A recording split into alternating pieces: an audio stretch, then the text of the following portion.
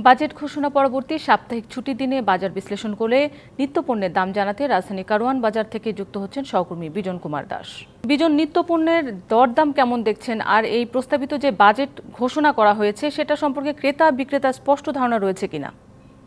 না, স্পষ্ট ধারণা বলতে আমি সকাল থেকে রাজধানীর যে ব্যস্ততম যে বাজারটি কারওয়ান বাজার সেখানে আছি, জিনিসপত্রের দাম জানার চেষ্টা করছি, বিশেষ করে ক্রেতা বিক্রেতাদের সাথে কথা বলছি। তারা বলছেন যে আসলে বাজেট পরবর্তী যে হারে জিনিসপত্রের দাম বাড়ার কথা সেটি আজকে এখনো বাড়েনি, অর্থাৎ নতুন রেট এখনো আসেনি। কিন্তু তারা ক্রেতা বিক্রেতা যে জিনিসটি সবচেয়ে বেশি বড় করে বলছে আমার কাছে, সেটি বলছে যে সামনে যে কুরবানির ঈদ চলে আসছে আর মাত্র কয়েকদিন বাকি, সেই প্রভাবটা বাজারে পড়েছে। বিশেষ করে মশলা জাতীয় পণ্যের দাম যথেষ্ট বেড়েছে, সেই কথাটি তারা বলছেন। আর একটি বলছেন যে ডালের দামও বেড়েছে, কয়েক ধরনের ডালের দাম। সেই কারণটি বলছেন যে বাজেটের প্রভাবে না, গত সপ্তাহে যে গত কয়েকদিন আগে যে তেলের দাম বেড়েছে, যার কারণে পরিবহন খরচটা বাড়াতে তাদের সেই দামটি বেড়েছে, সেই কথাটি তারা বলছেন। তো আমি একজন বিক্রেতার সাথে কথা বলতে চাই। তো আপনি বলছিলেন যে বেশ কিছু বাজেট পরবর্তী জিনিসপত্রের দাম বাড়লো নাকি কুরবানির ঈদ সামনে চলে, সেই কারণে আপনি কি মনে করছেন একজন বিক্রেতা হিসেবে? আসলে বাজারের কোনো প্রভাব পড়ে নাই, পড়ছে বিশেষ করে কোরবানি, সামনে তো 10 দিন বাদে আর কোরবানি। এখন দেখা যাচ্ছে মসলার দাম অতিরিক্ত বাড়ছে। যে এলাচিটা ছিল 2200-2300 টাকা, এখন বর্তমানে 3500। যে জিরা ছিল 600, এখন 700 টাকা। যে লবঙ্গ ছিল 1200, এখন 1500 টাকা। দারচিনি ছিল 450, এখন 480, 500। আমরা শুনলাম যে ডালের দামও বেড়েছে, এইটির কারণ কি বলবেন, কেন বাড়লো এই ডাল? ডাউলের দাম আসলে পরিবহনের সাথে সংঘর্ষ, মানে তেল, জ্বালানি তেলের দাম যখন বাড়বে তখন পরিবহন দাম ভাড়া বাড়বে, তখন ডাউলের দাম, চাউলের দাম সব বাড়বে।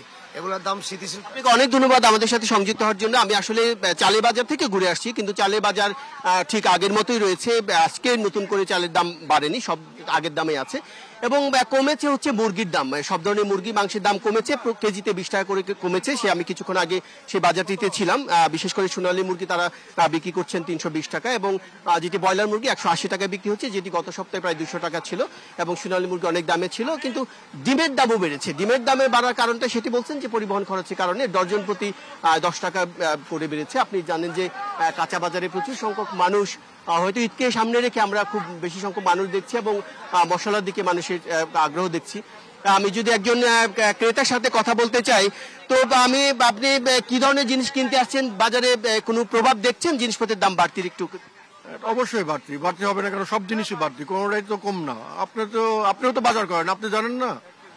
সেটা একদম ক্রেতা হিসাবে আপনার প্রতিক্রিয়া জানতে চাচ্ছি। আপনি ক্রেতা আর আপনি কি?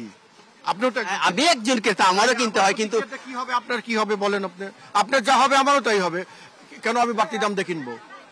এত বড় বড় দুর্নীতিবাজ সব সরকারের আমরা মন্ত্রীরা করবে, তার সেদিকে নজর নেই। দুর্নীতি করলে তো কোনো জিনিসের দাম কমবে না, তো কখনোই কমবে না। আপনি দুর্নীতি কমান, দেখেন জিনিসের দাম কমে যাবে।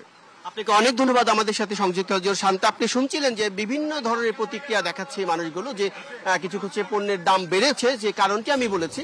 তো কারওয়ান বাজার থেকে এই ছিল আমার কাছে এখানকার সবশেষ খবর, বিশেষ করে আজকে রাজধানী কারওয়ান বাজার থেকে। বিজন, আপনাকে ধন্যবাদ।